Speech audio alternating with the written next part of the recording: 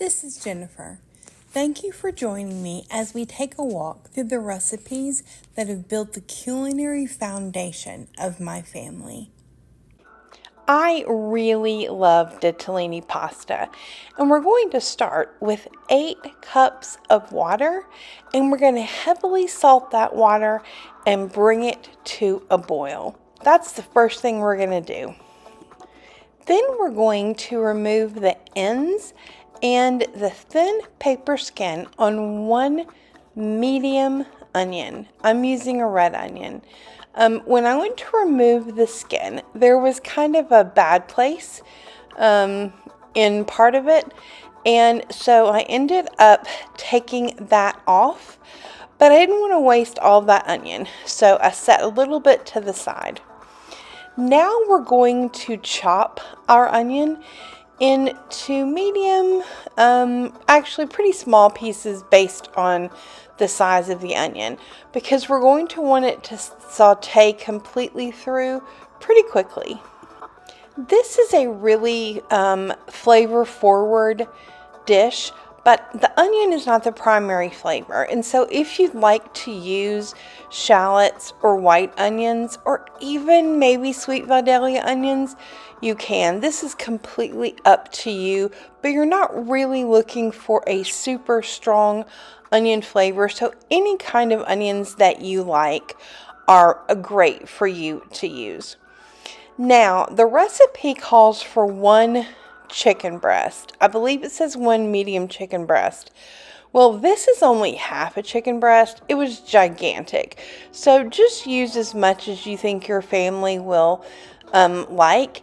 And I tend to cut my chicken with scissors. It's just faster for me, easier for me, and I'm less likely to cut myself. And of course, clean hands before and after. Now I'm going to add about 2 tablespoons of extra virgin olive oil and mix it with half a tablespoon to 1 tablespoon of salt and the same measurement of pepper. Hi, Editing Jennifer here. Please don't add a tablespoon. I meant to say teaspoon of salt and pepper. I like to mix it well before, just so I can make sure the balance is okay, and do as I say, not as I do. Don't stir it with a knife. I'm not sure what I was thinking. Sorry about that. But you're going to make sure that's mixed. We're going to add garlic later, and so don't be tempted to add garlic now. And you're going to put that olive oil into a medium sized skillet. You're going to add the onions, the chicken, and a can of corn, and you're going to saute that until the chicken is cooked through. Now, if I were to use corn on the cob, I would actually grill it first.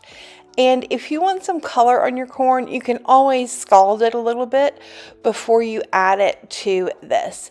You're going to stir that thoroughly while you're also going to add pasta, Ditalini pasta, into your boiling water. And you're going to stir that and keep an eye on it so that it doesn't stick to the bottom. After your pasta has completed its cooking according to the package instructions, you're going to remove about a half a cup to 3/4 of a cup of pasta water and set that aside before you drain your pasta. Then I'm going to drain the pasta, and now I'm going to move that, the bigger pot, over the heat. So that's the drained pasta over the heat. And you may have noticed that I turned the heat down a little bit. You're going to want to put this on low.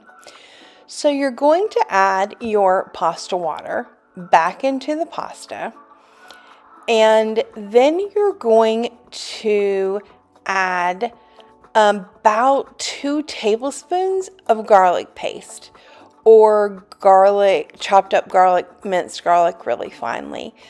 You want to make sure that that's sort of mixing in a little bit because you don't want raw garlic.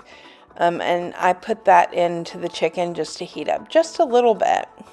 While I straighten up a little, I wanted to tell you that I use pasta water because the starch in the pasta water makes our solution loose without making it as loose as water. Now I'm going to add the chicken, the onion, the corn, and the garlic mixture from the skillet into the pasta. So I've added that into the pasta and the pasta water.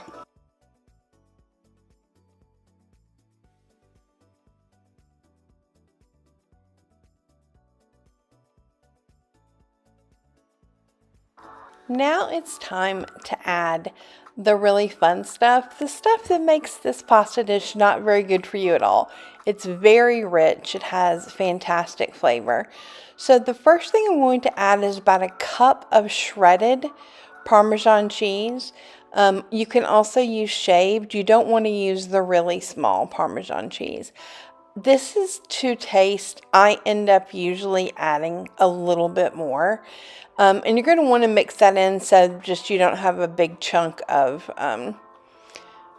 cheese. And I was just adding a little bit more cheese into the mixture.